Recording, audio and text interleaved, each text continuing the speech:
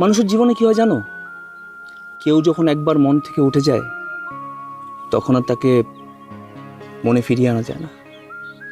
হয়তোবা তুমিই সঠিক। আরো আগে কিসের জন্য রাতুলের সঙ্গে পরিচয় হলো না আমার?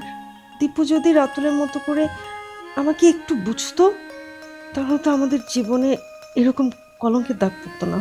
দীপু কিসের জন্য রাতুলের মতো হতে পারলো না?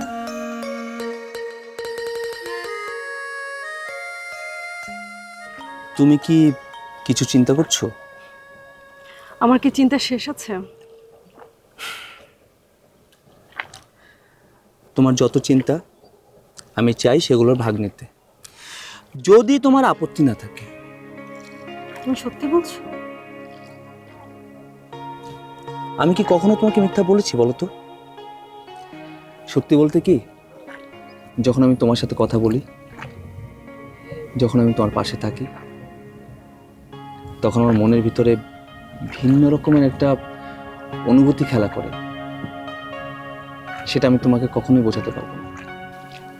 আমার প্রতি তোমার যে এরকম দুর্বলতা, সেটা যদি তোমার বউ জানতে পারে তাহলে কিন্তু তোমার খবর আছে। আমার বউ থাকলে তো আমার খবর নিবে। তা অবশ্য ঠিক। দেখো, তোমার আমার সম্পর্ক ঠিক অল্প কিছুদিনের, কিন্তু তারপরও কেন যেন মনে হয় আমরা একজন একজনকে যুগ যুগ ধরে চিনি। তুমি তো আমার মনের কথা বললে। সত্যি? আচ্ছা, আমি কি করলে আমার কথা বিশ্বাস হবে তোমার মহামান্য আদালতে? তুমি কিন্তু ভালোই রসিকতা করো। মানুষের জীবন হচ্ছে ক্ষণস্থায়ী, যতক্ষণ বেঁচে আছো আনন্দ ফুর্তি করে বাঁচো। তোমার মতো যদি দীপু এরকম রোমান্টিক হতো তাহলে কতই না ভালো হতো। শুধু শুধু অতীত মনে করে কষ্ট পেয়ে কি কোনো লাভ আছে বলো? যা হবার তা তো হয়েই গেছে। মানুষের জীবনে কি হয় জানো, কেউ যখন একবার মন থেকে উঠে যায় তখন আর তাকে মনে ফিরিয়ে আনা যায় না। হয়তোবা তুমিই সঠিক, কিন্তু তোমার আর আমার মাঝে এখন আর কোনো কিন্তু নেই, শুধু তুমি আর আমি।